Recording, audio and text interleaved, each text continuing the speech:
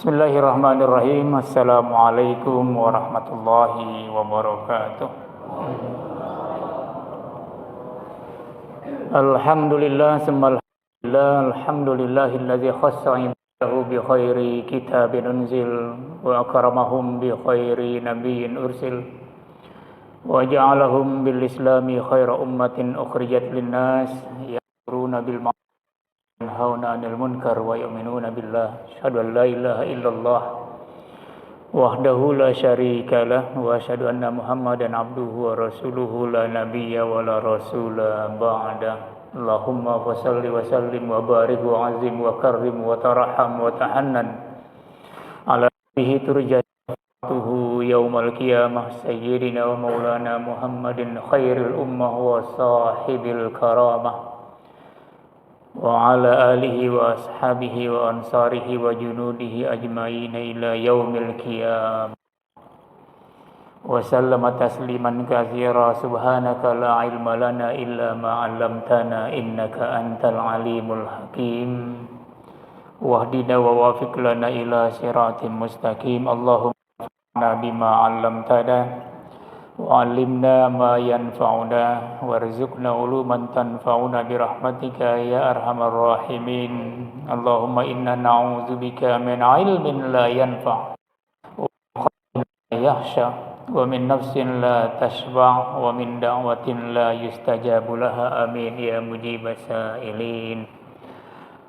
Hadaratil mukarramin wal mukarramat, hadirin hadirat jamaah Masjid Jami Al-Himmah. Al-Himmah yang senantiasa dimuliakan dan dirahmati Allah Subhanahu wa taala, yang bil khusus yang sama-sama kita hormati Fadilah Rais Dewan Kemakmuran Masjid Al-Himmah Ustaz Abdus Salam, Fadilatul Imam Subuh. Alhamdulillah kita sudah diimami oleh beliau pada subuh pagi hari ini. Bapak yang dimuliakan Allah Subhanahu wa taala, mengawali kaji dan ngaji kita pada subuh pada kesempatan kali ini, saya mengajak mari kita senantiasa bersyukur kehadirat Allah Subhanahu wa taala atas limpahan rahmat dan taufik serta hidayah dan maunah juga nikmat yang luar biasa, rahmah yang luar biasa yang kita terima. Alhamdulillah sampai saat dan detik ini Allah masih izinkan kita untuk menghirup udara oksigennya yang luar biasa, yang disediakan, yang gratis, yang ready stock, yang instan. Tadi malam kita sudah melaksanakan ibadah sholat tarawih, lalu kita beristirahat sejenak, tidur sejenak atas izin Allah Subhanahu wa taala, dan kita ditidurkan oleh Allah Subhanahu wa taala.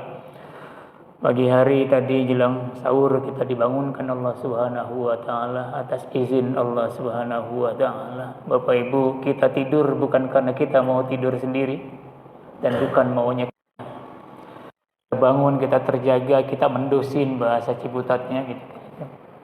Itu bukan karena kemauan kita juga, bukan karena keinginan besar kita juga, tetapi semuanya diizinkan Allah Subhanahu wa taala. Allah yang menidurkan kita, Allah yang membangunkan kita.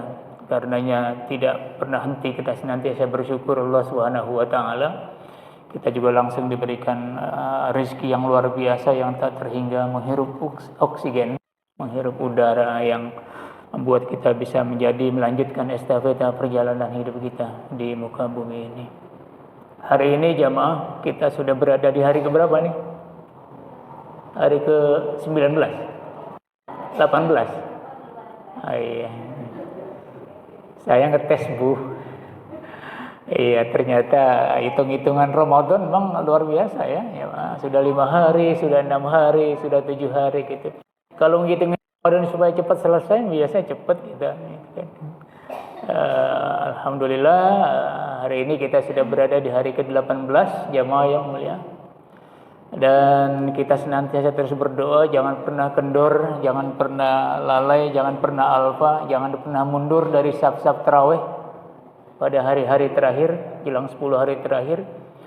Jangan pernah kendor untuk tadarus Al-Quran, jangan pernah kendor untuk berinvestasi amal soleh, melaksanakan amal ibadah di luar bulan suci Ramadan, di luar puasa Ramadan. Jangan pernah kendor. Karena 10 hari terakhir adalah hari di mana Rasulullah Sallallahu Alaihi Wasallam senantiasa menggairahkan dirinya, mengangkat diri dan umatnya serta sahabat-sahabatnya ketika itu untuk melanjutkan ibadah puasa Ramadan dan melakukan kegiatan-kegiatan amaliyah Ramadan lebih serius lagi, lebih fokus lagi, lebih rajin lagi, lebih semangat lagi. Karena itu Bapak Ibu jamaah yang dimuliakan Allah Subhanahu wa taala, jangan pernah kendor, jangan pernah mundur, jangan pernah keluar dari masjid sebelum tarawih selesai 30 hari ke depan. Dan mudah-mudahan kita senantiasa Allah berikan terus kesehatan, tidak hanya sampai hari ke-18 kita disampaikan Allah sampai hari ke-19, hari ke-20, hari ke-25, hari ke-27, hari berikutnya sampai akhir Ramadan mudah-mudahan. Sebab Bapak Ibu jamaah yang dimuliakan Allah, banyak orang-orang atau mungkin juga tetangga kita, mungkin keluarga kita, mungkin siapa saja yang kita kenal atau tidak kita kenal, Allah izinkan sampai pada hari ke-5 Ramadan. Hari ke-6-nya enggak, karena sudah dipanggil Allah Subhanahu wa taala. Ada yang disampaikan cuma sampai 10 hari Ramadan. Hari ke-11-nya sudah tidak lagi bertemu dengan Ramadan, bertemu langsung dengan zat yang mewajibkan ibadah puasa Ramadan. Saya punya teman Ketua MUI DKI, Ustadz Munah Mukhtar, itu teman sepermainan, teman bercanda satu kampung. Beliau diamanatkan untuk menjadi Ketua MUI DKI Jakarta, Kiai Haji Munah Mukhtar. Hanya diberikan kesempatan bertemu dengan beberapa hari Ramadan saja.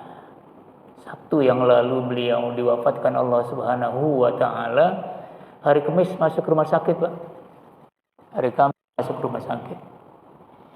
Agak sesak nafas di rumah sakit Pertamina. Sabtu malam jam 1 kira-kira Allah panggil kehadirat Allah Subhanahu wa taala. Itu artinya bahwa beliau hanya diberikan kesempatan untuk bertemu dengan beberapa hari bulan suci Ramadan dan tidak diberikan kesempatan sampai akhir Ramadan. Jadi kita terus bermunajat, terus berdoa sampai kita Allah izinkan sampaikan ke hari-hari bulan suci Ramadan sampai tuntas. Bahkan jangan pernah putus doa aja.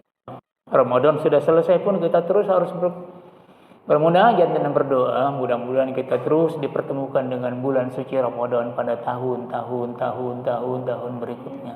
Mudah-mudahan amin ya rabbal alamin. Ibu jamaah yang dimuliakan Allah Subhanahu wa taala, saya baru pertama kali nih ketemu dengan jamaah di sini. Saya salam menyampaikan informasi supaya saya bisa menyempatkan diri waktu untuk hadir di Masjid Al-Himah. Saya sering lewat sini, Pak. Kalau motong jalan kan dari arah sana tidak lewat flyover tikungan, lewat sini sampai terus di Al-Khasiun ada keluarga dekat juga yang almarhum sudah. Kemudian keluar dari sini juga. Jadi sering lewat sini, cuman belum pernah memang salat fardu, salat atau salat yang lain di masjid ini. Itu diberitahu informasi di Masjid Al-Himah, saya langsung terbayang, oh masjid yang saya belum pernah mampir rupanya. Allah izinkan saya mampir di Masjid Al-Himah pada bulan Ramadan dan pada saat salat subuh. Alhamdulillahirabbil alamin. Sampai jam berapa kita, Pak nih? Jangan sampai saya nanti kelewatan. Ini hukum adatnya di sini sampai jam berapa? Sampai jam 6 ya Bapak Ibu jamaah. Ya, saya kira biasa kita lakukan kajian memang sampai jam 6. Bapak Ibu sehat semua ya? Alhamdulillah, amin ya rabbal alamin. Ini wajah-wajah tadarusnya rajin semua ini. Apalagi ibu-ibu, saya kira hatamnya sudah 2, 3, 4 kali. Sudah hatam Quran 2, 3 kali? Belum? 1 kali, Bu? Belum juga 1 kali? Sudah, alhamdulillah. Atau 20 juz, atau 15 juz, atau paling mengikuti hari Ramadan kita sampai hari keberapa nih. Jangan kita ketinggalan sama Ramadan. Ramadan sudah ngacir hari keberapa, kita baru berada di tempat juz ke-5, juz ke-10. Ramadan sudah. Ibu, lebaran gak usah dipikirin. Jangan dipikirin, jangan ditungguin, pasti datang kok. Pasti menemui kita insya Allah atas izin Allah Subhanahu wa taala. Jangan dipikirin Bapak Ibu Lebaran tuh, Idul Fitri jangan dipikirin, yang penting disiapin. Ya, yang penting disiapin. Saja sebenarnya ya. Jadi nggak terlalu banyak dipikirkan ya. Disiapin mah kudu kalau orang Ciputat mah gitu kira-kira. Ya saya pakai bahasa Betawi gini karena saya orang Betawi, Pak. Karena saya asli Betawi, saya asli dari ujung barat Jakarta, Jakarta Barat di Kalideres. Kalau Bapak sering dengar kampung atau daerah Kalideres, ya itu saya dari Kalideres. Asli saya kelahiran sana, Kiai Munahar Muhtar almarhum Ketua MUI DKI juga. Teman kecil, teman seperjuangan, teman bercanda, teman bermain, dan banyak hal yang dilakukan pada masa kanak-kanak. Bapak Ibu jamaah yang dimuliakan Allah Subhanahu wa taala, setengah jam kurang lebih saya kira saya ingin memanfaatkan, mudah-mudahan kurang dari setengah jam. Saya ingin memanfaatkan berbicara di luar hal-hal yang terkait dengan bulan suci Ramadan.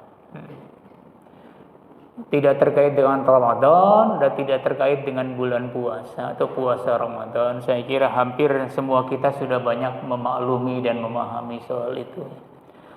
Kalau ada mubalik, ada dai yang menyampaikan kembali, itu sekedar mengingatkan, menghangatkan pengetahuan kita tentang puasa Ramadan seperti apa, fadilahnya bagaimana, hal-hal yang perlu dihindari apa, kemudian sunnah-sunnah Nabi yang dilakukan pada bulan suci Ramadan apa. Itu saya kira semua kita sudah banyak mengetahui ya. Setidaknya sudah banyak informasi dari tahun ke tahun kita puasa Ramadan terus. Jamaah yang dimuliakan Allah Subhanahu wa taala.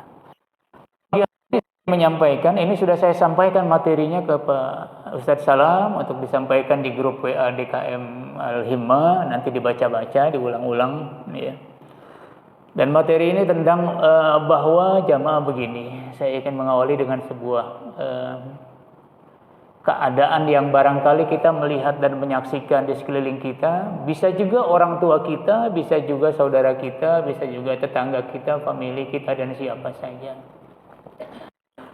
Kalau Allah izinkan Bapak Ibu jamaah yang dimuliakan Allah Subhanahu wa taala, kalau Allah izinkan kita atas kekuasaannya umur kita dipanjangkan. Umur kita dipanjangkan. Jadi kita tidak sampai di usia 40, 50, bahkan mungkin 60, bahkan mungkin 70, bahkan mungkin 80. Bahkan ada yang sampai 100 ya Pak ya. Ada, cuma sudah bisa dihitung dengan jari, dengan kelingking lah. Enggak banyak. Orang-orang yang sudah manula, sudah lanjut usia, itu kan sudah barang tentu Bapak Ibu jamaah yang dimuliakan Allah, sudah tidak banyak lagi bisa melakukan ibadah-ibadah, mendekatkan diri kepada Allah Subhanahu wa taala. Baca Quran sudah enggak, Pak. Dari mana baca Qurannya? Oh, matanya sudah rabun, sudah enggak awas, kira-kira ya. Udah enggak kelihatan nih huruf-huruf Quran. Kalau sudah manula kan begitu. Puasa sunnah, ya sudah enggak mungkin lagi, enggak kuat. Puasa Ramadan saja diganti dengan dia. Gimana puasa sunnah? Fisik udah enggak mendukung. Salat tahajud boro-boro. Bahasa kitanya kan gitu ya. Dingin kena air malam, menggigil, berdiri lama juga enggak mungkin, duduk juga sudah enggak kuat. Kira-kira begitu. Banyak Bapak saksikan enggak kira-kira? Banyak. Mungkin juga orang tua kita, mungkin.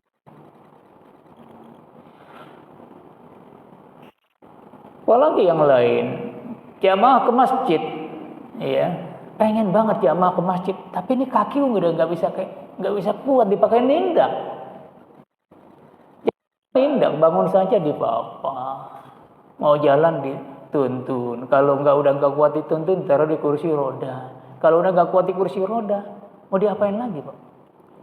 Berbaring. Bagaimana mungkin mau jamaah ke masjid?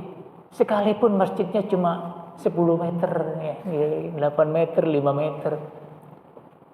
Jadi ngapain nih kalau sudah kayak gini nih? Lagi. Nah, Coba Bapak Ibu pikirkan. Iya ya, kalau saya sudah tua, barangkali begitu, barangkali. Kalau sudah manula, sudah usia lanjut.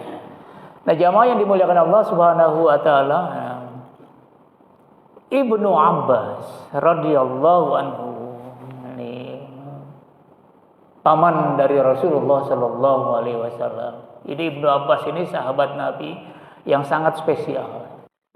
Karena di antara sahabat Nabi yang didoakan langsung oleh Rasulullah sallallahu alaihi wasallam adalah Ibnu Abbas.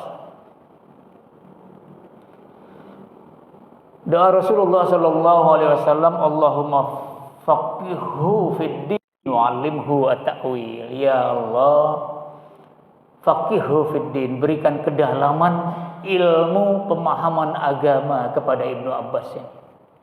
Doanya luar biasa. Ini doa dari orang pertama yang Allah muliakan, yang Allah sangat muliakan. Bagaimana enggak mustajab? Kita dengan doa dengan kiai-kiai sepuh saja kita rebutan. Ini Ibnu Abbas enggak minta Rasulullah sallallahu alaihi wasallam, tapi beliau mendoakan Rasulullah, mendoakan Ibnu Abbas, sahabat. Faqihu fid din. Yang kedua, alimhu at-ta'wil. Ajarkan ya Rabb Ibnu Abbas ini pemahaman Al-Qur'an secara mendalam. Dua, pemahaman keagamaan dan pemahaman Al-Qur'an. Sebab Rasul tahu nanti aku akan wafat, aku tinggalkan. Nanti sahabat-sahabatku yang mau bertanya tentang maksud Al-Qur'an kepada siapa lagi? Mau nanya kepada aku udah nggak ada. Aku sudah menghadap hadirat Allah Subhanahu wa taala. Mesti ada yang aku wariskan, mesti ada yang aku doakan. Supaya dalam ilmunya tentang keagamaan jadi tempat orang banyak bertanya. Supaya dalam pemahaman pengetahuannya tentang Al-Qur'an supaya banyak orang bertanya tentang wahyu yang luar biasa. Ini tentang mukjizat yang sepanjang masa ini, ya, kira-kira begitu. Makanya Ibnu Abbas, Bapak Ibu jamaah yang dimuliakan Allah Subhanahu wa taala, banyak informasi tentang maksud Al-Qur'an itu yang cenderung kadang-kadang berbeda dengan pemahaman ulama-ulama lain pada masa itu. Jadi dia menangkap lebih jauh. Kalau misalnya ulama yang lain atau sahabat yang lain menangkap pemahaman Al-Qur'an cuma satu langkah, dia jauh tuh Pak. Bisa 10 langkah. Yang orang lain nggak paham, nggak tahu, dia paham, dia tahu. Yang orang lain nggak mengerti, dia paham, dia mengerti. Itu doa Rasulullah sallallahu alaihi wasallam. Alimhu at-ta'wil. Ajarkan kepada Ibnu Abbas ini pemahaman Al-Qur'an yang sangat mendalam. Maka kalau kita lihat di beberapa penafsiran tafsir Ibnu Abbas itu ada bagian-bagian yang kadang-kadang kita ulama lain tidak membahasnya nih. Ulama lain tidak menafsirkan. Ibnu Abbas punya penafsir yang luar biasa. Nah, jamaah yang dimuliakan Allah Subhanahu wa taala, Ibnu Abbas ini antara lain dia menyampaikan informasi tentang investasi amal ukhrawi itu penting. Mengapa? Karena kita ini diberikan usia, diberikan umur itu terbatas, Pak. Terbatas. Kalau kita nggak punya investasi amal soleh, amal ukhrawi, ya tekor kita. Kok tekor begini, Pak, hitung-hitungannya. Bapak Ibu barangkali juga kalau sudah pernah mendengar, alhamdulillah. Kalau belum mendengar ya barangkali ini informasi. Imamuna wa qudwatuna Syafi'i itu menyampaikan begini, kualitas usia kita ini kecil sebenarnya. Kok kecil begini kata Syafi'i hitungannya. Kalau kita umurnya 60 tahun, 60 tahun kan menurut kita sudah lumayan panjang itu Pak. 70 tahun sudah lumayan panjang, 80 tahun lumayan luar biasa panjangnya. Kata Imamuna wa qudwatuna Asy-Syafi'i itu kalau usia 60 tahun itu sebenarnya yang efektif itu cuma separuhnya. Kalau separuhnya berapa Pak? 60 tahun. 30 tahun. Dari 60 tahun. 30 tahun. Yang 30 tahunnya kemana? Dipotong untuk apa? Tidur, Pak. Kata Syafi'i itu. Dipotong tidur. Terasa nggak kira-kira begitu, Pak? Bisa. Kita tidur tidak 12 jam, karena satu hari satu malam 24 jam. Kita tidur tidak 12 jam. Tapi tidurnya kan tidak hanya malam, Pak. Iya, Bu ya. Wis tadarusan ngelentuk. Di atas sejadah ketiduran. Ya, enak banget itu, nikmat memang. Jangan pindah, Bu. Langsung tidur di atas sejadah itu. Kalau pindah biasanya ngantuknya hilang. Susah lagi tidurnya. Lagi nonton TV tidur. Ngapain? Bapak-bapak, apa lagi kira-kira begitu ya? Lagi ibadah, di tempat ibadah tidur. Khatib lagi khutbah tidur. Kira-kira begitu ya? Tidur, ketiduran. Ya tidur juga namanya. Dipotong begitu. 60 tahun efektifnya 30 tahun. Pukul rata-rata kira-kira begitu. Asy-Syafi'i 30 tahun efektif. Kita masih senang, kita masih bangga, kita masih bahagia. Oh, 30 tahun, alhamdulillah. Tapi kata Syafi'i, belum sampai di situ, belum selesai. Dipotong lagi dari 3 separuhnya lagi. Wah, puyeng kita nih. Ya, 30 tahun dipotong lagi separuhnya. Tinggal 15, Bu. 15 tahun. Kayak jangan bangga punya umur panjang. Alhamdulillah saya terus umur saya istilahnya. Kata Syafi'i, hitung dulu kualitasnya seperti apa. Tinggal 15 tahun, Pak. Usia dari 60 tahun. Itu yang efektif. 15 tahunnya dipotong apa? Dipotong lalai, kelalaian, buang-buang waktu. Gak terasa, Pak. Gak terasa. Kelalaian buang waktu. Lewat. Lupa Allah Subhanahu wa taala. Lupa zikir pada Allah Subhanahu wa taala. Tidak koneksinya dengan Allah Subhanahu wa taala, putus. Belum lagi kalau sedang berbuat hal-hal yang tidak diizinkan Allah Subhanahu wa taala.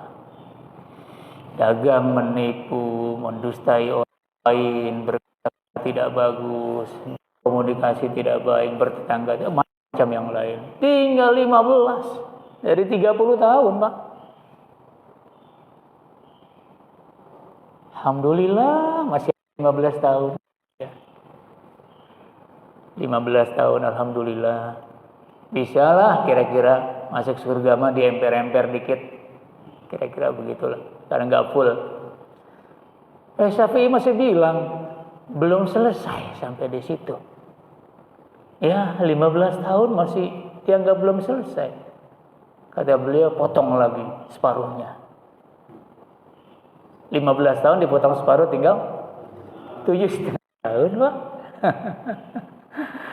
7,5 tahun, Bu, dari 60 tahun. Kata Syafi'i itu usia efektif kita, kuantitas jumlah dari 60 tahun itu yang efektif kita gunakan hanya 7,5 tahun. Kalau berdasarkan ilmu agama 7,5 tahun, 7 tahun dipotong masaan. 7,5 tahun tadi dipotong apa tuh kira-kira tuh? Ya kata ini kita kan manusia punya kelemahan. Fisik kita terbatas.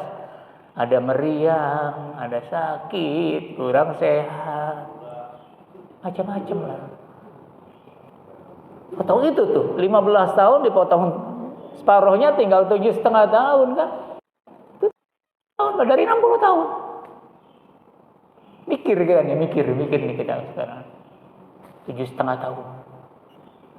Lah 7,5 tahun kalau dipotong masa kanak-kanak masa Bali, itu kan 7 tahun. Berarti efektif kita diperhitungkan di hadapan Allah Subhanahu wa taala setengah atau 5 tahun saja.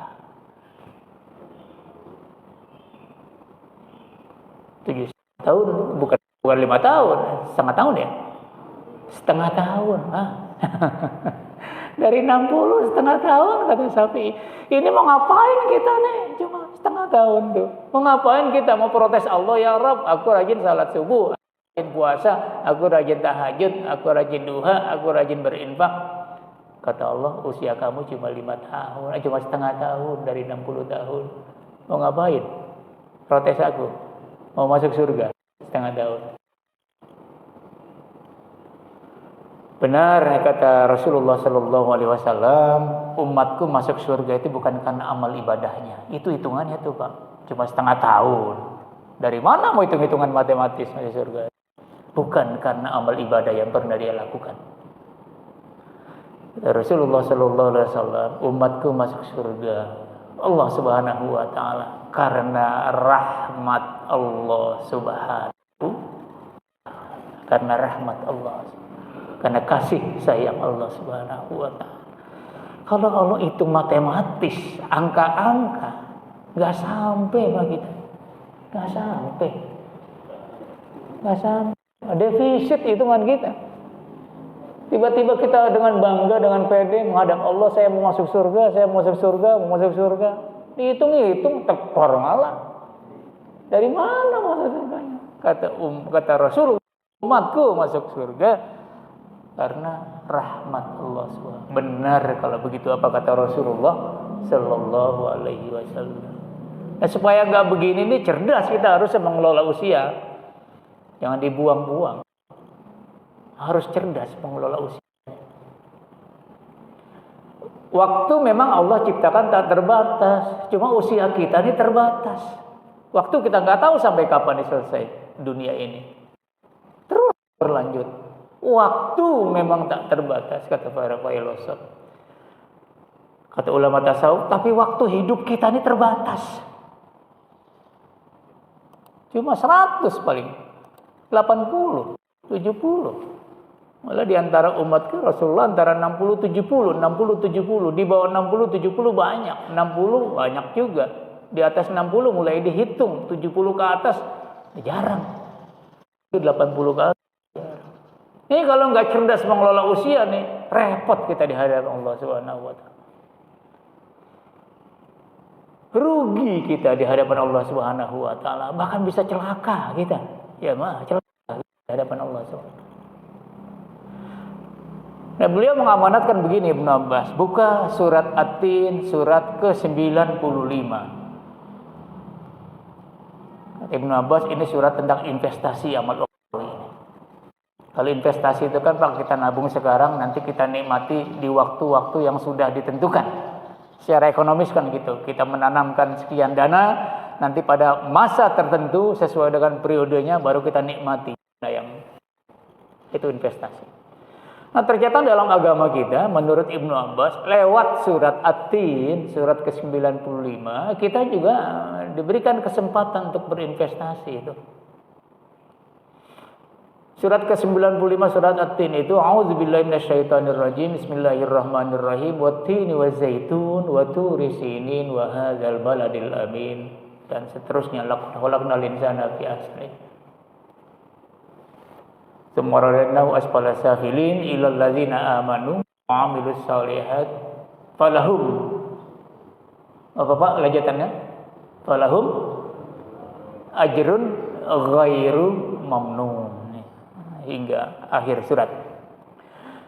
Demi buah zaitun, bukit Tursina wa Turi Sinin, gurun Sinai, tempatnya Nabi Musa mendapatkan wahyu Allah Subhanahu wa taala, 10 perintah, 10 commandment itu. Wa hadzal baladil amin, hadzal baladil amin, Sirin menyebutkan Makkah. Jadi Allah bersumpah. Wawunya wawul qasam Pak, kalau orang-orang pengajian salaf pengajian pesantren, wawunya wawul qasam. Wawul qasam artinya sumpah. Sumpah itu untuk apa? Untuk menegaskan, untuk menguatkan. Menguatkan apa? Menguatkan informasi berikutnya yang disampaikan supaya kuat. Makanya pakai sumpah. Sama dengan kita di depan kenyataan, ya begini, diperkuat dengan sumpah. Orang kita ini banyak salah kaprah juga. Ini barang nggak ori, barang nggak asli, dia bersumpah bahwa barang ini ori, barang ini asli. Untuk menguatkan tuh, meyakinkan konsumen bahwa barangnya itu benar-benar asli, benar-benar ori, padahal KW, padahal barang tiruan. Salah dipersalahgunakan. Allah tidak demikian. Jauh dari hal-hal yang semacam itu Allah. Apa yang Allah sampaikan, Allah bersumpah itu pasti informasi berikutnya benar dan sangat-sangat penting. Jangan nggak diperhatikan, kata Allah Subhanahu wa taala. Begitulah dalam bahasa komunikasi yang bisa kita pahami. Ini penting. Hamba-hambaku ini penting aku sampaikan. Aku bersumpah lewat surat At-Tin, Wat-tin wazaitun, buah tin, buah zaitun. Bapak Ibu buah tin, buah zaitun. Pasti sudah tahu. Berangkat haji apalagi itu dicari-cari. Karena jarang di sini sekalipun sudah mulai dikembangbiakan.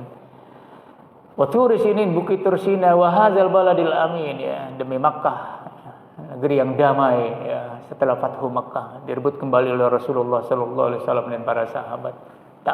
Menaklukkan Makkah, Fathu Makkah, wa hadzal baladil amin. Jadi Allah bersumpah demi buah tin, buah zaitun, bukit tursina dan negeri yang aman, Makkah. Apa yang penting yang disampaikan Allah Subhanahu wa taala? Kata Allah, laqad khalaqnal insana fi ahsani taqwim. Aku ciptakan manusia itu pada bentuknya yang sempurna, bentuknya yang baik, bentuknya yang luar biasa. Kata Ibnu Abbas, ahsanu taqwim itu ahsanu ma yakun. Di sisi manapun manusia memang makhluk Allah di muka bumi ini yang paling baik, paling sempurna. Coba dibandingkan dengan ayam kita paling sempurna. Dibandingkan dengan gajah sekalipun badannya gede, kita paling sempurna.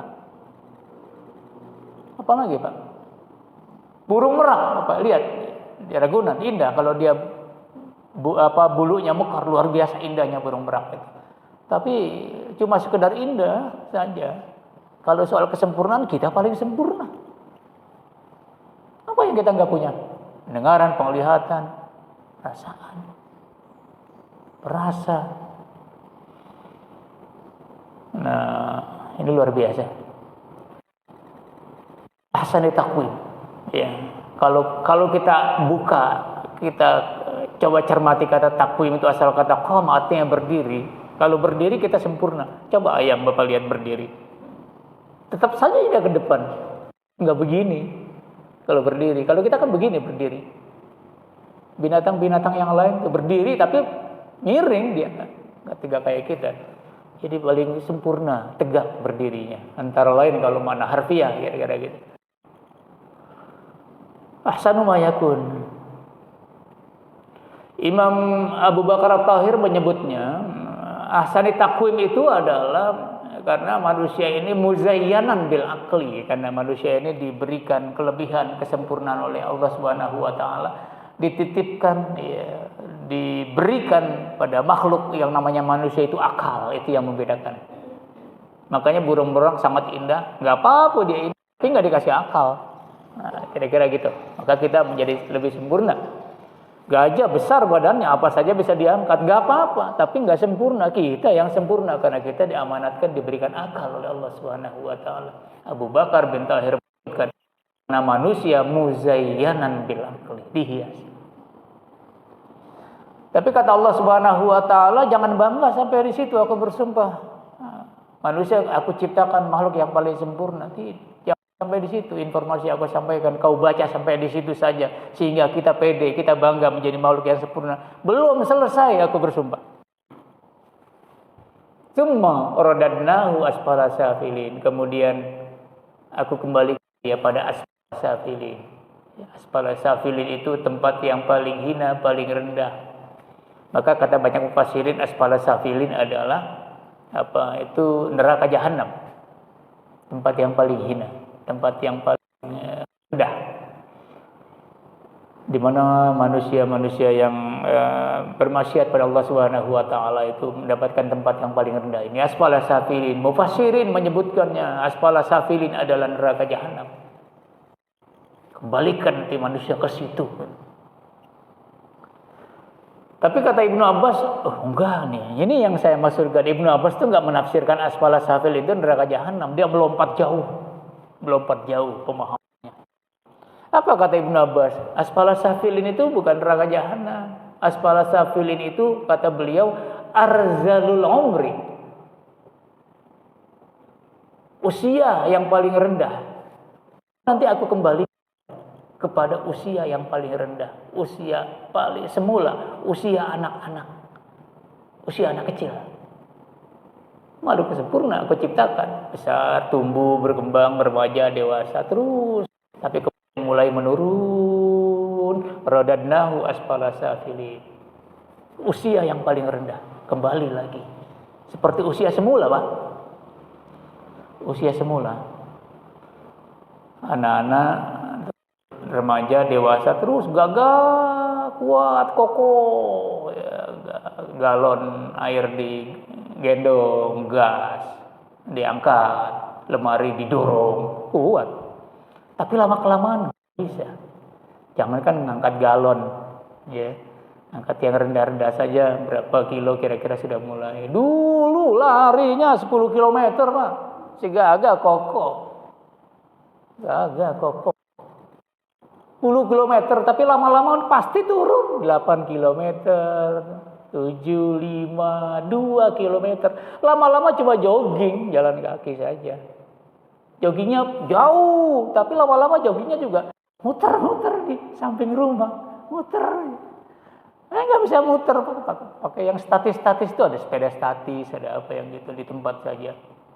Di ruang AC lagi, gimana gerahnya olahraga di ruang AC. Kira-kira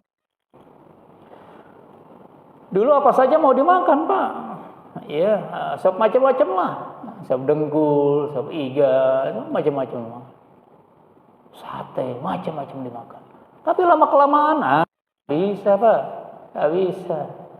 Mengurangi, santan dikurangi, garam dikurangi, sop yang dulu luar biasa itu, tulang-tulang mudanya juga diembat, dihantam terus oleh sop iga itu kira-kira. Makin lama nggak bisa, Pak. Paling pilih-pilih itu.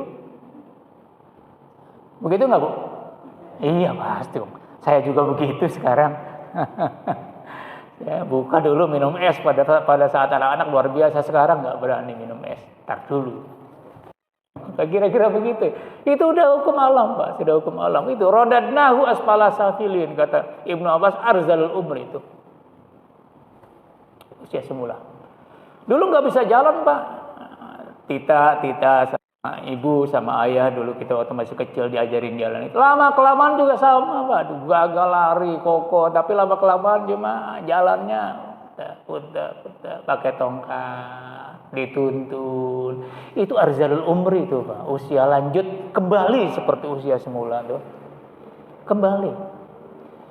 Digendong, kayak anak kecil juga. Orang udah tua digendong.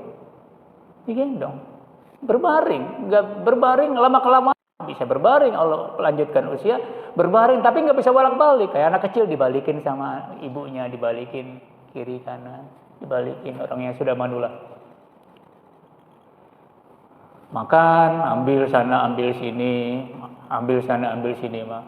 Tapi sudah manula, pas sudah tua, udah nggak ada cerita, megang sendok saja goyah. Ini mau kemana nih? Mau dimasukin ke mulut, tapi nggak bisa. Nyasar aja gitu kan, karena sudah nggak fokus lagi. Saraf-saraf sudah nggak fokus. Nggak bisa nyuap, Pak. Akhirnya disuapin juga karena nggak susah mangapnya. Kalau udah nggak begitu kan pakai selang di rumah sakit mah, diselang. Itu Pak usia manula tuh. BAB, BAK, udah nggak tahu lagi di mana tempatnya tuh. Kalau BAB, BAK orang tua kita yang Allah panjangkan umurnya. Kita lihat dulu anak kecil juga sama. BAB, BAK-nya dia nggak tahu di mana, bagaimana caranya. Pokoknya udah jadi di situ. Ada alat kemudian dipakein pampers dia. Tapi dia nangis kalau sudah kedinginan karena pipisnya. Dia udah nggak betah karena ada BAB-nya. Udah dibukain sama orang tuanya, dibukain. Orang sudah tua juga begitu, Pak. Nggak tahu lagi dia BAB, BAK-nya di mana, bagaimana caranya nggak tahu lagi. Di tempat tidur BAB. Di tempat tidur BAK. Baru disalin tuh celananya sama anaknya. Tapi dia BAB, BAK. Dulu sama kita waktu masih kecil. Anak kecil juga begitu. Itu arzalul umri itu kembali. Dikembalikan oleh Allah. Gitu, Pak. Ya deh, makanya orang tua yang sudah manula ini kalau anaknya kurang-kurang sabar, kurang ikhlas melayani, bisa dititipkan di panti jompo. Ini yang luar biasa. Jangan sampai terjadi pada kita. Orang tua sudah demikian luar biasa itu menjadi menjadi ladang pahala buat kita. Layani dia dengan berbagai macam cara dan kekuatan yang kita miliki. Gak usah mengeluh, gak usah galak. Nggak usah risau, nggak usah dibikin repot. Dulu kita juga bikin repot orang tua kita. Dulu kita juga dilayani luar biasa kan. Malam dia bangun segala macam lah. Kadang sakit pun makan, kadang-kadang nggak mau dia makan buat anaknya. Kadang-kadang ibu-ibu pengajian dari mana-mana kan ada snack, ada makanan dibawa pulang. Bukan dia mau buat makan dibawa pulang, bukan buat anaknya yang di rumah. Ada jeruk 2-3 dimasukin ke tas, bawa pulang. Buat siapa? Buat anaknya di rumah nggak dimakan. Buat anaknya mikirin. Sama gitu. Jadi jangan sampai kalau ada orang tua yang sudah manula gitu, kita tinggalkan. Jangan sampai itu terjadi. Ikhlas kita melayaninya, itu bagian dari ladang pahala dan itu adalah bagian daripada apa yang diamanatkan Allah Subhanahu wa taala. Nah, orang-orang yang sudah manula kayak gini, Bapak Ibu jamaah yang dimuliakan Allah Subhanahu wa taala, ini jangan khawatir. Yang udah kayak gini nih kata Ibnu Abbas, jangan khawatir, jangan galau, jangan risau, jangan merasa bahwa ya nggak bisa lagi ke masjid salat jamaah. Dulu waktu masih muda enak banget, ini jalan ke masjid, gitu kan. Oh, nggak bisa ke masjid, udah jangan ngeluh, jangan risau, jangan galau kata Ibnu Abbas. Ya nggak bisa lagi puasa sunnah, badan udah nggak, kemungkinan udah nggak bisa lagi salat tahajud. Gimana nih ya Rabb? Kalau begini nih ceritanya nih, mau baca nggak kelihatan. Nggak usah galau, nggak usah risau, nggak usah ngeluh. Kira begitu kata Ibnu Abbas. Karena kelanjutan ayat ini, Umar radhiyallahu anhu pada safilin illal ladzina amanu wa amilus shalihat. Enggak usah galau, enggak usah risau, enggak usah macam-macam pikirannya. Kan dulu pada saat muda itu rajin melaksanakan hal-hal yang tapi kemudian pada saat sudah tua enggak mungkin lagi dilakukan. Enggak usah galau. Kata Ibnu Abbas, lihat ayat berikutnya, falahum ajrun ghairu mamnun. Lihat bahwa pahala balasan Allah Subhanahu wa taala terus mengalir. Terus mengalir bagi orang-orang yang sudah manula itu. Syaratnya sebelumnya ada tuh illal ladzina amanu wa amilus sholihat. Syaratnya 2. Jangan galau, jangan risau, jangan kecewa, sudah bisa lanjut enggak bisa ngapa-ngapain. Jangan kecewa, syaratnya 2. Pertama, amanu. Konsisten dengan keimanannya, semakin lama semakin tua semakin kuat keimanannya pada Allah Subhanahu wa taala. Enggak goyang, enggak bergeser, istiqomah dengan keimanannya. Yang kedua, wa amilus sholihat. Dia menunaikan, melaksanakan amal-amal soleh. Pertanyaannya, amal soleh mana? Kan sudah tua, nggak punya amal soleh lagi, nggak bisa melaksanakan kegiatan-kegiatan amal soleh lagi, udah tua, udah manula, nggak punya kemampuan apa-apa. Jangan lupa jamaah, ini fiilnya fiil madi, amilus sholihat. Dulu dia rajin melaksanakan amal-amal soleh. Udah tua, udah nggak bisa. Dulu waktu masih mudanya luar biasa Pak. Salat jamaahnya ke masjid itu nggak pernah ketinggalan. Dulu pada saat dia masih gagah, dia masih kokoh. Puasa sunnahnya Senin Kamis dulu pada saat masih kokoh, masih gagah, nggak pernah dilewatkan tuh Senin Kamis tuh. Puasa sunnah dia. Baca Quran jangan dikata, waktu matanya masih tajam, masih awas tuh, masih melihat Quran. Itu Quran sering dibaca, rutin. Habis maghrib, habis subuh, habis zuhur, rutin dibaca tuh. Rutin. Salat tahajud tidak ada malam yang lewat tanpa salat tahajud. Jam 2 pasti bangun. Itu yang saya katakan, dibangunkan Allah Subhanahu wa ta'ala. Pasang kenceng banget, kalau nggak bangun ya nggak bangun. Tapi nggak pasang alarm, bangun setiap jam 2, dibangunkan Allah Subhanahu wa taala. Yang menidurkan kita Allah, yang membangunkan kita Allah. Kita pengen bangun jam 2, tapi kalau Allah nggak bangun, pasang alarm kenceng juga, disenggol-senggol sama istri juga, bang, ya, merem aja. Tetap aja menikmati masa tidurnya, nah, gitu kan. Bangun Allah Subhanahu wa taala. Amanu ya, dulu waktu masih muda tuh usia 25, 20, anak-anak tuh rajin ke masjid salat jamaah, rutin. Duhanya rutin. Puasa sunnahnya rutin. Tahajudnya rutin. Baca Qurannya rutin. Berinfaknya tiada hari tanpa infak. Dia keluarkan sekalipun tidak besar. Setiap ke masjid pasti bawa, masukkan kotak amal. Setiap ke masjid pasti bawa, masukkan kotak amal. Banyak orang-orang yang tidak mampu selalu dibantu sesuai dengan kemampuannya yang ada pada dirinya, sekalipun nggak besar, misalnya gitu ya. Besar apalagi, alhamdulillah.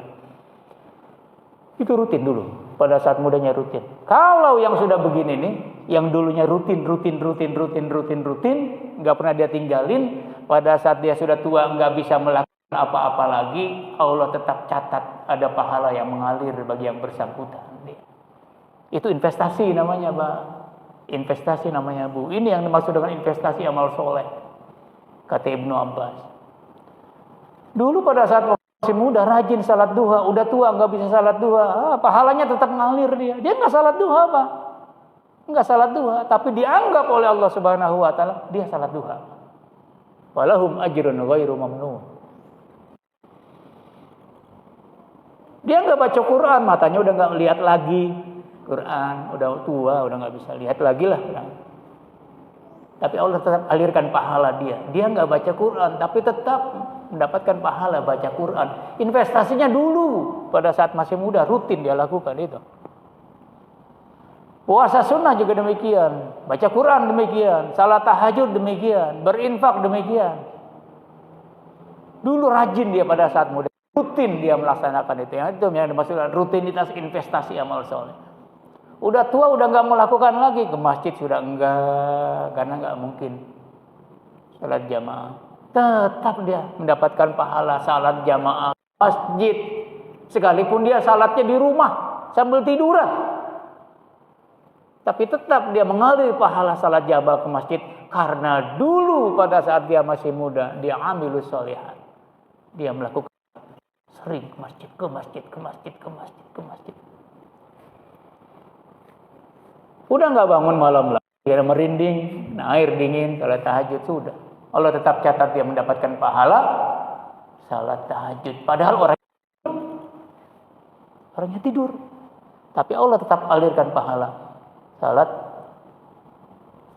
tahajud, salat duha, baca Quran dan sebagainya. Karena dulu rutin, Pak. Jadi muliaan Allah Subhanahu Wa Taala. Orang-orang yang sudah manula kayak gini nggak perlu risau, nggak perlu galau, karena dulu dia punya investasi amal soleh, salat jamaah ke masjid, salat tahajud, duha, infak, baca Quran dan sebagainya dan sebagainya. Jadi nggak usah khawatir orang yang sudah manula tadi yang kita gambarkan itu sudah kembali ke masa anak-anak atau nggak bisa ngapa-ngapain lagi. Nggak usah risau, nggak usah galau, nggak usah punya banyak pikiran lagi. Allah alirkan terus. Nikmati, Pak, itu kan investasi namanya. Investasi kan gitu. Tinggal menikmati saja. Kalau dulunya adalah rutin melaksanakan amal ukhrawi itu, amal-amal soleh. Kalau enggak, ya apa yang mau dinikmati? Investasi enggak punya. Apa, Pak? Enggak punya investasi, apa yang dinikmati? Rugi kan? Orang yang manula itu kalau enggak punya investasi amal soleh, kerjanya ngapain? Makan, nungguin malaikat Israel datang jemput, cuma itu saja yang ditungguin. Investasi amal solehnya nggak ada, nggak punya, rugi dia menungguin malaikat Israel dan menghabisi hanya dengan kebutuhan fisik saja. Tapi orang-orang yang manula, yang dulunya rajin, luar biasa, Pak. Itu pasti husnul khotimah, itu saya yakin. Malah dia masih mau berusaha juga baca Quran, mau berusaha juga salat, masih mau berusaha juga. Karena biasa sih rutin dulunya, jadi kalau udah rutin tuh nggak betah kalau nggak dilakukan. Tapi Allah sudah janjikan dalam surat At-Tin, kata Ibnu Abbas, investasi amal ukhrawi itu didapatkan orang yang manula ketika dia pada saat dia masih muda dulu, dia rutin melaksanakan investasi amal ukhrawi itu. Bapak Ibu jamaah yang dimuliakan Allah Subhanahu wa taala, beruntunglah kita nih. Saya berharap Bapak Ibu masih segar, masih kuat ke masjid. Ayo salat ke masjid, jamaah. Ini investasi kita, Pak.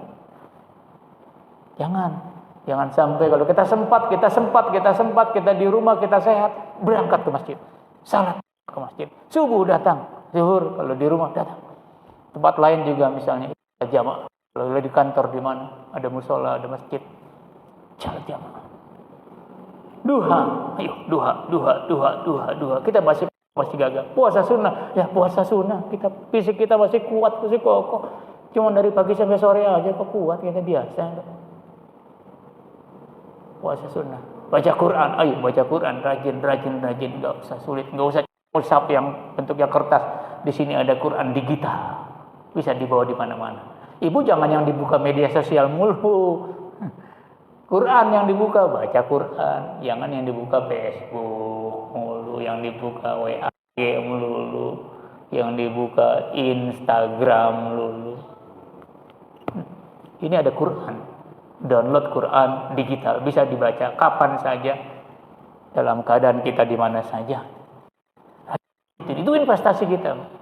Bahwa nanti pada saat kita sudah tua, kita nggak bisa ngapa-ngapain lagi, pahalanya tetap ngalir karena itu investasi kita, itu rutinitas kita. Itu yang saya maksudkan, cerdas kita mengelola usia kita nih, yang pendek, yang nggak panjang nih.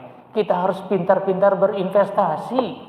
Kalau nggak punya investasi, tekor kita, defisit kita, rugi kita, celaka kita. Itu masalahnya, Pak. Lanjutkan, Bapak Ibu, salat jamaah ke masjid, duhanya, lanjutkan terus, infaknya terus, salat duhanya terus, salat tahajudnya, ayo makin rajin. Puasa Ramadan selesai, lanjutkan puasa Syawal. Puasa Syawal selesai, lanjutkan Senin Kamis. Investasi kita siapa Pak, siapa Bu yang nggak senang menerima hasil investasi nanti pada satu masa, pada satu keadaan. Itulah yang dimaksud dengan investasi. Beruntunglah orang-orang yang punya investasi. Gagah-gagah Pak. Atau misalnya yang sudah mulai manula tapi masih bisa, lakukan terus sampai kita nggak bisa. Jangan berhenti. Sampai kita nggak bisa ke masjid, sampai kita nggak bisa puasa sunnah, sampai kita nggak bisa baca Quran, sampai kita nggak bisa bangun malam salat tahajud. Lakukan terus karena investasi. Dan jangan lupa jamaah, ini bukan hanya karena tua, karena manula, tapi mungkin juga kalau kita diberikan Allah Subhanahu wa taala, diuji Allah dengan sakit yang lama. Banyak kan Pak ya? Makanya kata Rasulullah juga, ini bukan hanya investasi soal masa manula nih. Sakit juga bisa.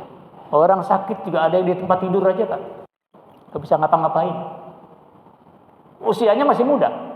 Bukan karena manula. Karena sakit juga demikian. Dulu pada saat dia sehat, dia rajin banget. Ini rajin dia. Pada saat dia sakit lama di tempat tidur. Tahun-tahun Allah belum izinkan malaikat Israel untuk mengambil ruhnya. Dia gak bisa ngapa-ngapain lagi. Udah gak bisa. Stroke. Tidur. Jangan takut, jangan ragu, jangan galau, jangan risau. Dulu pada sehat investasinya, amal solehnya luar biasa. Dia sakit, Allah uji dengan sakit berkepanjangan. Jangan khawatir, pahalanya terus mengalir bagi orang-orang yang seperti ini. Jamaah jam 6:10. Saya kira mudah-mudahan bermanfaat ini yang saya sampaikan bagi kita semua. Kasih tahu Pak anak-anak kita supaya rajin, mantu rajin ya, siapapun suami saling mengingatkan. Kita harus punya investasi. Sebab kalau tidak punya investasi amal soleh pada masa muda, masa gagah, masa kokoh, kita akan menjadi orang-orang yang merugi dan celaka di hadapan Allah Subhanahu wa taala. Apalagi tadi tuh kata Imam Syafi'i, 60 cuma setengah tahun, 80 cuma sekian tahun. Apa yang kita bisa banggakan? Apa yang kita bisa sampaikan kepada Allah Subhanahu wa taala pada saat kita diadili oleh Allah Subhanahu wa taala. Mudah-mudahan Bapak Ibu semua kita diberikan kekuatan, kesehatan, kesadaran, semangat untuk investasi amal ukhrawi dengan baik, dan mudah-mudahan kita dipanjangkan umur, diberikan kesehatan oleh Allah Subhanahu wa taala, dan kita sudah punya investasi amal soleh yang baik kita. Dan kita menjadi orang-orang yang beruntung kendatipun berapapun kita usia kita. Berikan Allah Subhanahu wa taala, yang penting kan kualitas. Ya, usia itu enggak perlu panjang, Pak. Yang penting kan kualitasnya. Panjang juga kalau enggak berkualitas di hadapan Allah Subhanahu wa taala, ya untuk apa? Ya, makanya usia Rasul panjang-panjang kan, Pak. Tapi investasi amal ukhrawinya sebelum beliau sudah dijamin tempat yang terbaik Allah sudah siapkan. Sahabat-sahabat yang lain yang dekat dengan Rasulullah sallallahu alaihi wasallam memperjuangkan risalah Allah ditegakkan di muka bumi dan disebarkan, disiarkan di muka bumi ini. Sekian dan demikian, terima kasih atas perhatiannya dan mohon maaf la kalfaan. Barangkali ada hal yang mau disampaikan, silahkan sebelum saya tutup. Bapak ada yang mau disampaikan atau mau lewat pembawa acara, silakan. Kepada guru kita Bapak di Ahmad yang telah menyampaikan dari kepada kita sekalian. Selanjutnya Bapak Ibu sekalian kita buka forum tanya jawab. Maka Bapak Ibu sekalian ada yang bertanya kami persilakan di sekitaran materi cerdas mengelola usia dengan aneka masalah. Saya yakin nggak ada yang tanya ya Pak ya, sebab semuanya mikir nih. Semuanya mikir nih, iya ya. Sudah punya investasi belum ya? Sudah punya investasi? Ada. Oke, silakan. Alhamdulillah, silakan. Iya Pak. Waalaikumsalam warahmatullahi wabarakatuh.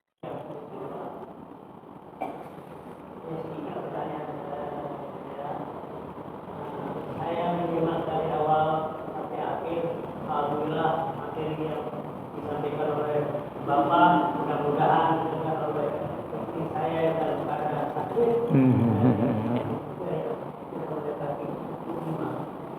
Mudah-mudahan dia semangat. Amin. Menjalani tersebut. Amin. Amin.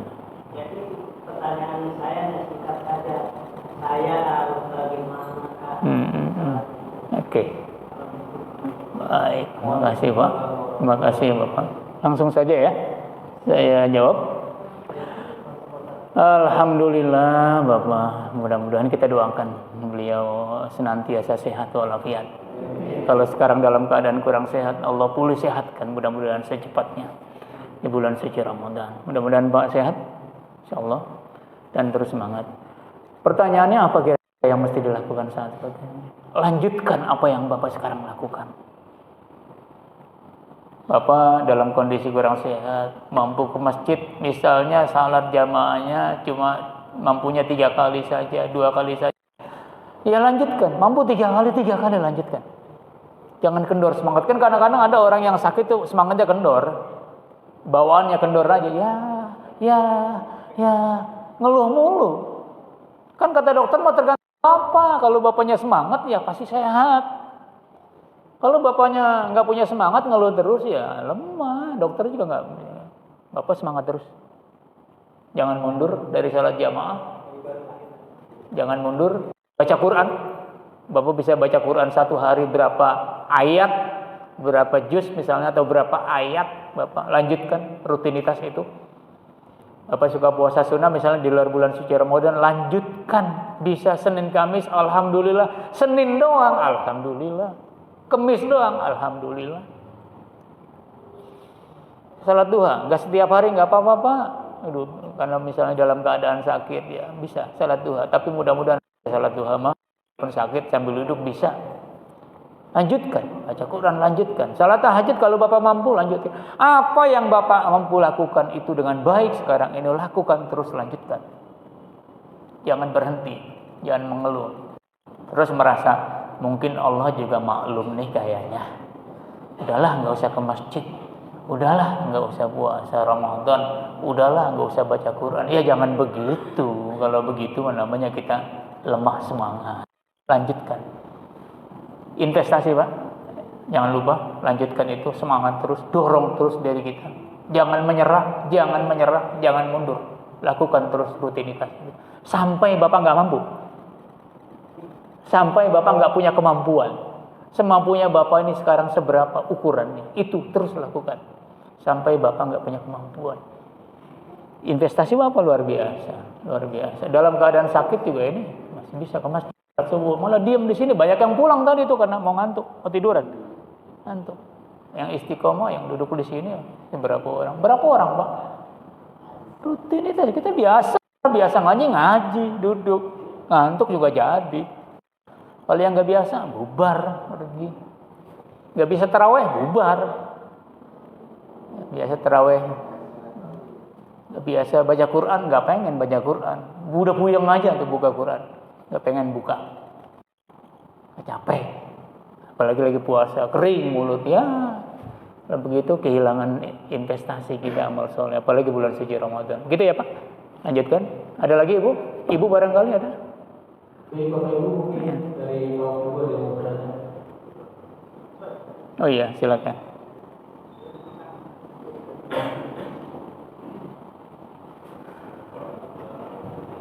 Assalamualaikum warahmatullahi wabarakatuh. Waalaikumsalam warahmatullahi. Kadang-kadang kita bosan ada mau berubah gitu kan, ada istilah umur 40 tahun. Oh iya. Nah, di bawahnya itu tadi kalau saya bilang sebagai investasi kita masa muda. Kalau berpikiran ke arah 40 tahun itu bagaimana menurut Anda? Terima kasih. Oke, ya. Apa namanya? Syekh Nawawi Al-Bandani dalam kitab tafsirnya yang sangat monumental, sangat populer itu Marah Labid At-Tafsir Al-Munir fi Ma'alimit Tanzil, yang biasa disebut tafsir An-Nawawi itu. Itu beliau membagi periode kehidupan manusia itu ada empat. Yang pertama kata beliau sinun nusu, masa perkembangan 0 sampai 30 tahun. Nah, ini tidak terlalu detail seperti psikolog ya. Tapi beliau membaginya 4 saja secara umum. 0 sampai 30 tahun itu sinun nusu, pertumbuhan, masa perkembangan. Dari anak-anak sampai usia 30 tahun. Kemudian sinun nusu, kemudian sinul wukuf ya. Masa stabil, usia 30 40 itu sedang gagah-gagahnya tuh Pak. Berasa ya Pak? Berasa ya. Sekarang berapa usia? 50. Oh, kirain 17 tahun Pak. Jadi usia 50 masih kelihatan muda Pak dari jauh. Iya, si gagah masih kokoh ya.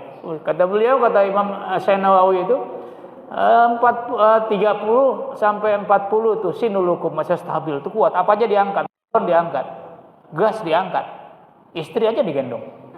Iya kan? Padahal nggak minta digendong, istri digendong. Lemari didorong, lemarinya kayu jati. Masih didorong, kuat. Kul beras masih kuat. Kuli-kuli yang di pinggir, yang di Tanjung Priok itu usianya usia itu tuh. Tapi nanti biasanya sudah merasa lelah, capek. Nah kemudian kata usinul wukuf itu luar biasa, kokoh gagah. 0, 30, 40 stabil. Kata beliau itu tandanya adalah kamalul quwwah, sempurna kekuatan. Kemudian masa berikutnya 40 sampai 60 itu masa apa kata beliau? Masa sinul inhitatil khalil. Masa periode terjadi degradasi, penurunan perlahan-lahan tuh, 40 sampai 60. Lewat 40 saja itu sudah mulai terus. Tadinya mata enggak pakai kacamata, tapi lama-lama nggak kelihatan. Makanya kalau ke dokter mata ditanya, "Bapak usianya berapa?" Nah, kan gitu. Yang ditanya usia. Mulai mata. Ini kuping udah mulai lama-lama nggak denger dulu. Istri dari dalam kamar, suara kita di luar kamar kedengeran. Makanya Bu, sabar. Kalau sudah model begini nih, manggil bapak, manggil ayah itu jangan kemudian bapak kemana aja sih dipanggil nggak nyaut-nyaut. Karena sudah mulai samar-samar. Bapak juga sama manggil istri sama. Bapak lagi di kamar, tamu, istri di dapur, panggil suara. Dulu kedengeran dulu, tapi karena sudah 40 sampai 60 tahun mulai terjadi pergeseran. Dulu cuma 1 kali dipanggil nyaut, sekarang 2 kali, 3 kali belum nyaut juga, maklum Pak, begitu memang terjadi. Maklum Bu, begitu terjadi. Jadi sabar. Ini kalau sudah ngerti ini kita paham nih. Menganggap istri kita membangkang atau suami ini enggak ngeladenin, enggak dengar panggilan istri, enggak begitu. Memang terjadi degradasi perlahan-lahan tuh. Pelan. 40 sampai 60 terasa Pak, terasa 40 sampai 60 mulai terasa. Nanti degradasi dari usia 60 selanjutnya sampai selanjutnya itu besar degradasinya itu. Dulu masih nggak denger pakai alat bantu telinga. Dulu suaranya masih keras, nggak keras suaranya. Nah, saya katakan tadi dulu masih gagak lari sekian kilometer, tapi sekarang sudah mulai dituntun di kursi roda, digendong gitu ya istilahnya, kan terjadi itu ya. Mana waktu yang paling bagus? Waktu yang paling bagus adalah 0 sampai 40.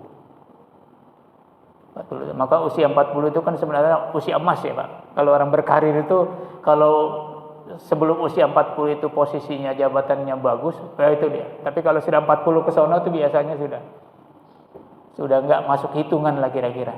Ya, kalau untuk pimpinan-pimpinan, untuk karir-karir yang bagus itu kan. Nabi diangkat menjadi rasul juga 40 tahun. Usia emas. Jadi usia yang paling bagus itu 40 ke bawah tuh. Luar biasa, kita masih gagah. Puasanya enggak hanya Senin Kamis tuh puasa, bisa banyak. Baca Qurannya enggak bisa cuma 1 ain itu, bisa sekali baca 1 juz. Bisa 2 juz karena masih kokoh, masih kuat. Matanya masih awas, masih bisa. Tahajudnya bukan hanya cuma malam saja, tapi setiap malam masih kuat. Ini yang kita jaga, Pak.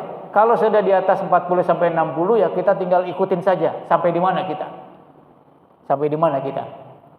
Kita kuatnya sampai di mana nih kalau usia sampai 40 sampai 60. Pokoknya yang kita kuat kita lakukan. Jangan mundur, jangan putus asa.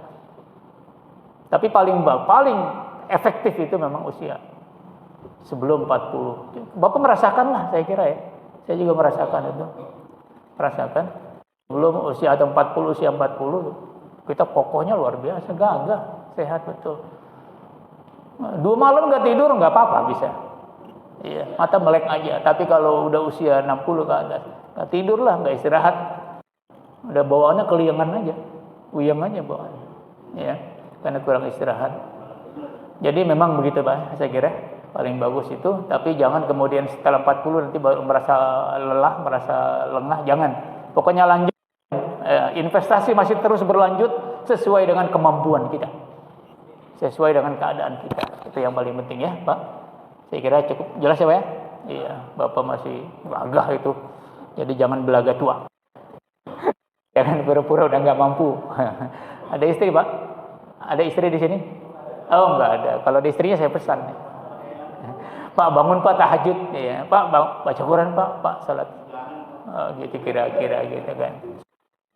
Atau nanti kalau pulang Pak kasih tahu istri, ini tadi dari masjid begini, ayo kita investasi, ayo besok nanti kita sholat tahajudnya tiap malam, ayo kita puasa.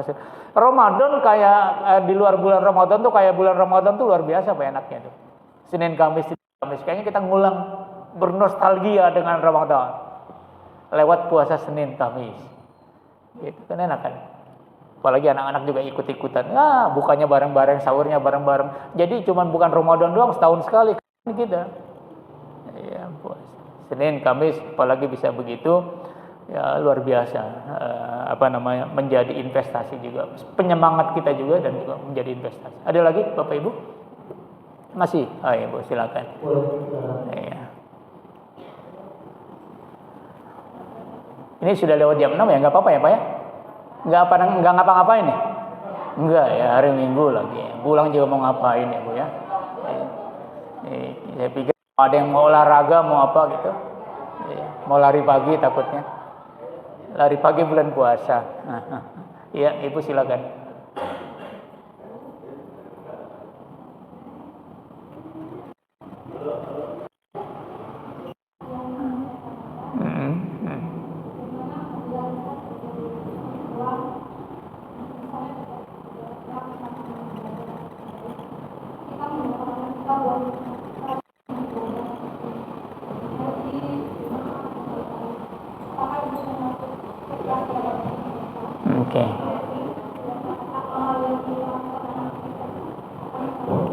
Oke. Saya sudah di atas 40 tahun, Pak. Di atas 40 tahun berarti sudah mulai nggak peka nih. Apa kira-kira Pak MC? Kesimpulannya apa nih pertanyaannya? saya udah mulai kurang nyata. Apa kesimpulannya? Diwakilin aja sama Bapak apa pertanyaannya? Ya.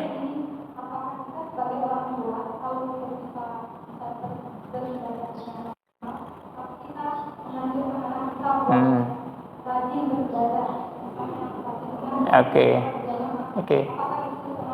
Investasi juga. Oke, ya, baik. Alhamdulillah, ini pertanyaan. Ini pertanyaan jangan-jangan pengen keluar dari apa namanya ya, tapi luar biasa pertanyaannya. Kewajiban kita memang mendidik, mengarahkan anak-anak. Bukan hanya sekedar memberi pengetahuan. Kalau yang namanya mendidik Bapak Ibu, apalagi orang tua, itu pasti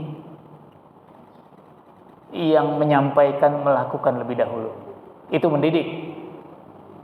Kalau ngajarin beda, kalau mengajar beda. Kalau mengajar bisa jadi yang ngajarin belum tentu melakukan. Kalau mengajar. Tapi kalau mendidik, yang menyampaikan siogianya sepantasnya lebih dahulu melakukan itu. Baru namanya mendidik. Anak-anak kita didik. Kalau kita merasa bukan mengajari anak, tetapi kita mendidik anak, maka sebelum kita katakan rajin ke masjid, salat jamaah, ya kita kudu dulu rajin ke masjid, salat jamaah. Bagaimana kita bisa mendidik kalau kita tidak bisa melakukannya dengan baik? Dan buat anak-anak itu Bapak Ibu jamaah yang dimuliakan Allah Subhanahu wa taala, ibu enggak usahlah banyak ngomong pada anak itu supaya ini anak nyapu. Kalau dia suka ngepel enggak, bapak atau ibu nyapu aja, ngepel aja. Ntar juga tuh anak ngelihat kita melakukan. Pada fase tertentu, pada masa tertentu, pikiran terbuka. Ya Allah, ibu sudah capek, masih ngepel, masih nyapu. Satu ketika dia akan menyatakan, Bu, saya aja yang ngepel, saya aja yang nyapu, ibu udah capek. Pasti akan begitu, Pak. Itu faktor apa? Faktor pendidikan, bukan pengajaran. Faktor pendidikan, bukan pengajaran. Nah, baca Quran, iya, baca Quran. Kalau mengajarkan saja, iya. Kalau mendidik, ya, pegang juga, Bu. Pegang juga, Bapak. Anaknya disuruh baca Quran, bapaknya, ibunya nonton. Bagaimana bisa nyambung? Ya, anaknya pulang dari masjid, sudah ibunya ketiduran di depan masjid. Di depan TV. Di depan TV. Ketiduran. Begitu, Bu. Selanjutnya tahajud, ya, salat duha, segala macam yang lain, ya. Tapi pun memang orang tua itu akan mendapatkan kebaikan dari apa yang dilakukan anak-anaknya itu. Itu akan mengalir, ya. Karena anak melakukan masjid, berangkat ke masjid, baca Quran, salat tahajud, puasa sunnah, itu kan karena pendidikan dari orang tua. Ya, sekalipun orang tua tidak melakukannya, tetapi dia punya pahala mendidik. Tapi pahala mendidik ini kan sebenarnya bukan pahala yang menjadi sesuatu yang besar, karena memang mendidik itu kewajiban orang tua. Jadi jangan kita juga terlalu berharap ada pahala kita di situ. Itu kewajiban kita memang. Dan karena kewajiban kita sebagai pemimpin, maka satu ketika kita wafat dan diadili Allah Subhanahu wa taala, kita diminta pertanggungjawaban. Itu anak gimana ente urusin enggak tuh anak tuh? Orang udah azan kok masih di pos ronda aja main gaplek. Kira-kira gitu kan. Orang udah pada puasa dia masih ngebul aja di ujung gang itu. Mana itu orang tua? Allah akan tanya, itu dulu ente gimana tuh ngedidik anak tuh, ngajarin anak tuh. Ya. Kalau dia baik, jadi ibu, saya ingin menegaskan bahwa jangan sampai kita mengajar saja, tapi kita mendidik anak-anak kita. Ya, karena anak-anak itu kita, seperti apa kita sebenarnya. Kalau kita sangat dekat dengan Allah dengan berbagai macam amal soleh, anak-anak pasti. Coba ya Bapak ya, ini satu contoh nih, pasti Bapak merasakan. ibu merasakan. Bapak ibu kemana-mana sama anak, misalnya nih, ada anak kita yang masih kecil atau katakanlah bawa mobil atau naik mobil umum atau jalan kaki. Ya. Kemudian ada duafa yang minta bantuan. Kita kasih amal gitulah, kita kasih berapa saja. Itu Pak, satu ketika itu anak yang akan melakukan. Saya yakin itu. Kita mungkin lupa nih, kita nggak ngelihat, kita lagi jalan, kita lagi bawa mobil, kita lagi di mana. Kita mungkin lupa, nggak ngelihat orang yang sangat membutuhkan bantuan. Kita nggak lihat, tapi anak kita kadang-kadang dari dompetnya sendiri, dari kantongnya sendiri dia keluarin, dia kasih. Kita nggak ngelihat orang itu, tapi anak kita dia yang mengeluarkan. Kenapa itu dia lakukan? Karena dulu biasa kita lakukan dan dia ngelihat itu kita.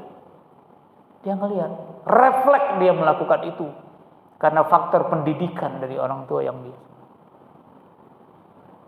Suka kita misalnya ada orang tua nyebrang tuh, mau nyebrang nih nggak bisa nyebrang, kita seberangin. Padahal kita juga ada anak, tapi dia tungguin di sana.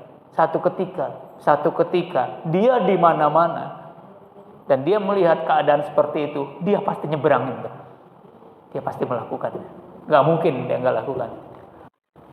Terekam tuh dulu orang tua melakukan itu, terekam. Makanya rutinitas itu menjadi penting. Rutin ke masjid, rutin baca Quran, rutin ini. Karena itu dilihat anak-anak dan itu menjadi pendidikan yang luar biasa. Akan membekas. Gak perlu diperintah. Gak perlu repot kita, gak perlu bawel. Dibawelin juga anak-anak kadang-kadang. Bapak ini bawel amat sih. Emak ini rewel amat sih. Gitu kan. Kadang-kadang begitu ya Pak. Iya. Jadi memang Nabi itu profilnya nggak banyak menyuruh, nggak banyak memerintah, memberikan contoh, memberikan semangat. Profil Nabi seperti itu dan banyak dilakukan oleh Nabi seperti itu dan berhasil. Mengalir tetap Bapak Ibu pahala karena mendidik anak itu, tapi pahala itu juga sebenarnya adalah kewajiban kita untuk mendidik anak-anak kita. Yang paling penting kita mendidik anak bukan mengajarkan, memberikan contoh ya. Menganjurkan saja tidak cukup, tapi kita memberikan contoh yang baik. Mudah-mudahan insya Allah anak-anak kita juga menjadi anak-anak yang baik. Insyaallah. Sudah saya kira itu Bu ya. Cukup ya Bu. Oke. Lanjutkan Bu, lanjutkan mendidik anak. Jangan mengajarkan saja. Oke. Ya, baik kalau saya ini kita dulu. Masih ada. Oh iya silakan. Saya mau nanya, bagaimana kita mengukur diri kita kalau kita sudah sesuai dengan anjuran yang telah disampaikan sama Rasulullah. Dalam hidup itu apakah saya ini sesuai apa belum? Atau ada penilaian khusus kalau misalkan saya ini sesuai apa belum? Ya kadang nggak mungkin begitu. Oke. Baik, sudah ya. Sudah intinya kita mengukur sebenarnya kita sudah seperti apa yang dianjurkan oleh Rasulullah SAW. Pertama adalah pengetahuan. Sudah pengetahuan kita banyak baca, kemudian banyak mendengarkan informasi keagamaan dari sumber-sumber yang bisa dipertanggungjawabkan. Ya. Jadi apa yang menjadi hal-hal penting, kebiasaan, rutinitas Rasul. Cara melakukannya, seperti apa beliau melakukannya dan sebagainya. Itu yang pertama. Kalau nggak punya dasar itu, maka kita akan melakukan serampangan tanpa pengetahuan, tanpa ilmu. Ya. Tapi itu saja dari sumber-sumber yang bisa dipertanggungjawabkan. Yang kedua, evaluasi diri penting, mengukur diri itu penting. Ya. Artinya saya ngaji belum nih kan gitu ya. Aduh hari ini kok nggak ngaji, harusnya saya ngaji. Pasti ngaji Bapak. Evaluasi namanya. Evaluasi diri itu jangan setahun sekali Pak, jangan sebulan sekali, jangan seminggu sekali. Evaluasi itu, muhasabah itu setiap hari. Kalau seminggu kelamaan, sebulan apalagi, setahun ya kelamaan Bang. Evaluasi dia itu setiap hari. Idealnya setiap hari. Kata Ibnu Athaillah Al-Iskandari itu idealnya setiap hari. Dalam kitab Al-Hikam itu idealnya setiap hari Bang. Evaluasi diri. Kita muhasabah. Aduh, hari ini kemarin nih, sehari semalam nih kok kelewatan salah jamaah ke masjid ini. sadari itu, evaluasi diri.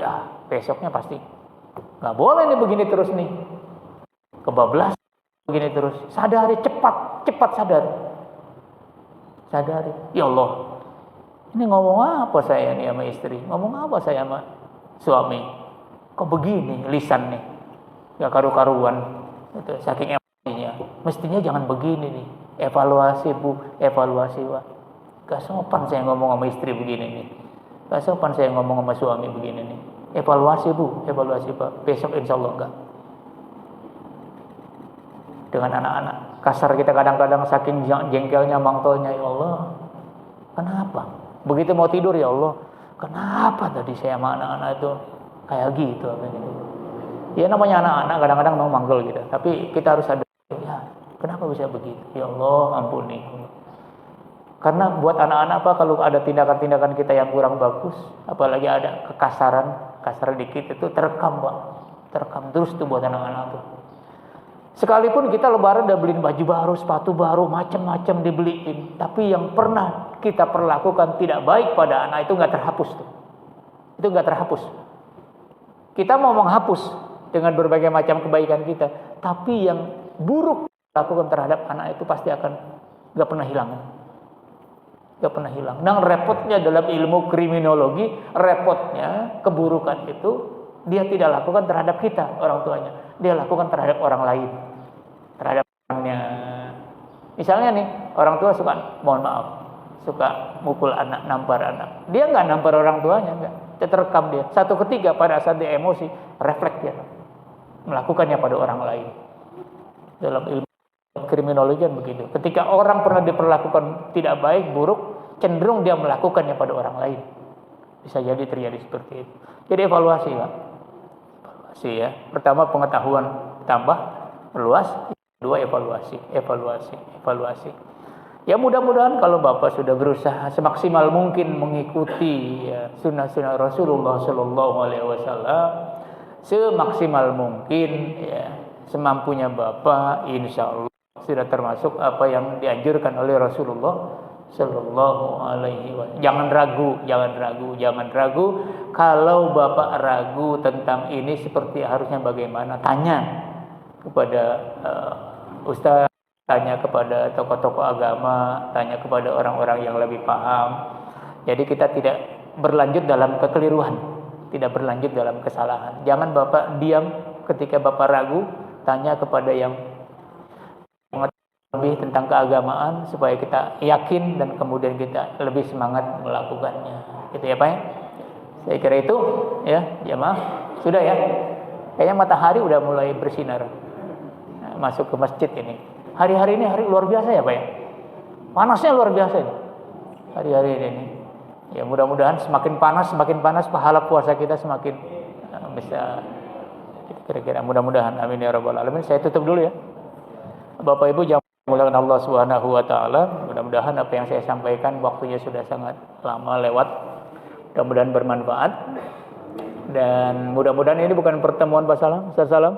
Ini bukan pertemuan pertama dan juga bukan pertemuan terakhir.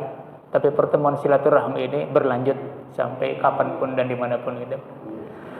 Di sela-sela jadwal banyak pengajian saya mengisi.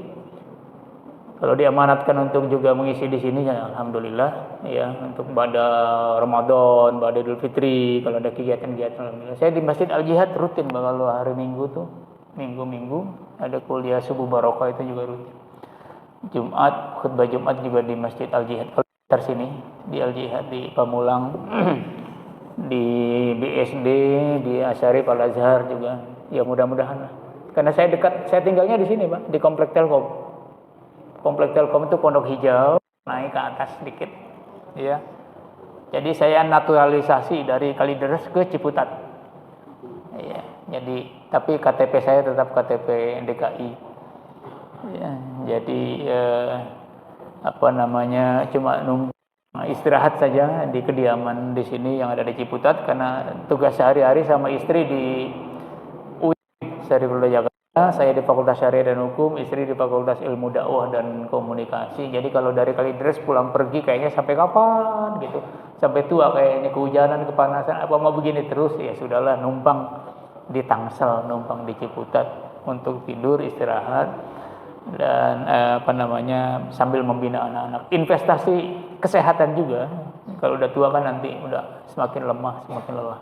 Belum lagi Jakarta ini, Ciputat juga gak berhenti macet itu. Dari Pasar Jumat sampai Ciputat setengah jam lebih macet. Oke, Bapak Ibu, saya kira kita cukupkan dan saya akhiri dengan sama-sama kita membaca doa bersama. Astaghfirullahaladzim, astaghfirullahaladzim, astaghfirullahaladzim. Alhamdulillah, ya ma'bud, ya mawjud, ya hayy, ya qayyum, ya maulana, ya karim. Alhamdulillahirabbil alamin, hamdan na'imin, hamdan syakirin, hamdan ya ma huwa yukafi mazidah. Ya rabbana lakal hamdu wa lakal syukru wa lakal mannu wa lakal fadlu kama yanbaghi li jalali wajhikal karim wa li 'azimi sultanik.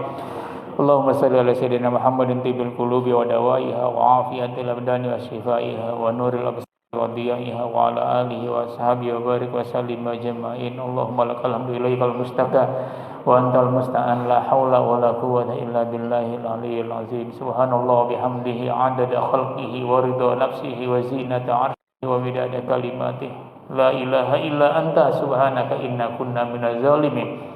Allahumma ighfir lana dzunubana wa liwalidayna warhamhuma kama rabbayana shighara wa li jamil muslimin wal muslimat wal mu'minin wal mu'minat al-ahya minhum wal amwat. Allahumma jammilna bil afiyati was salamah wa haqiqna bit taqwa wal istiqamah wa izna min mujibatin nadama bi rahmatika ya arhamar rahimin. Taqabbal minna salatana wa siyamana wa qiyamana wa ruku'ana wa sujudana wa tadarruana wa takhshu'ana wa tamim taqsirna ya Allah ya rabbal alamin. Allahumma inna nas'aluka ridhaka wal jannah wa na'udzubika min sakhatika wan nar. Ya Allah, ya Tuhan kami, jadikan kami hamba-hamba yang tahu bersyukur terhadap nikmat dan karunia-Mu ya Allah. Jadikan kami orang-orang yang pandai bersyukur ya Allah. Pandai bersyukur ya Allah. Berkahi usia kami ya Allah.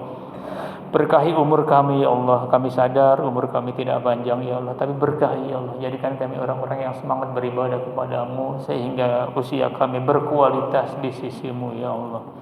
Ya Allah, ya Tuhan kami, jadikan kami orang-orang yang terus dekat dengan-Mu ya Allah. Terus dekat dengan-Mu ya Allah. Terus dekat dengan-Mu ya Allah. Terus mendekat dengan-Mu ya Allah, merapat dengan-Mu ya Allah. Ambil ajal kami ya Allah pada saat kami dekat dengan-Mu ya Allah. Sedang dekat dengan-Mu ya Allah, sedang salat, sedang berzikir, sedang membaca Al-Qur'an, sedang salat tahajud, sedang berangkat umroh, sedang berangkat haji ya Allah. Ambil ajal kami dalam keadaan kami sangat dengan-Mu ya Allah.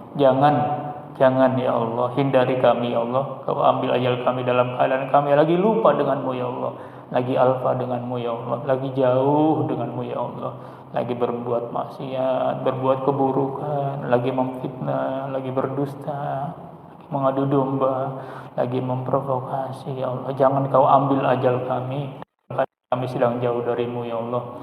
Ya Allah, ampuni dosa-dosa kami ya Allah. Didik anak-anak kami, bantu kami ya Allah, luruskan hidup kami jika kami dalam keadaan tidak lurus.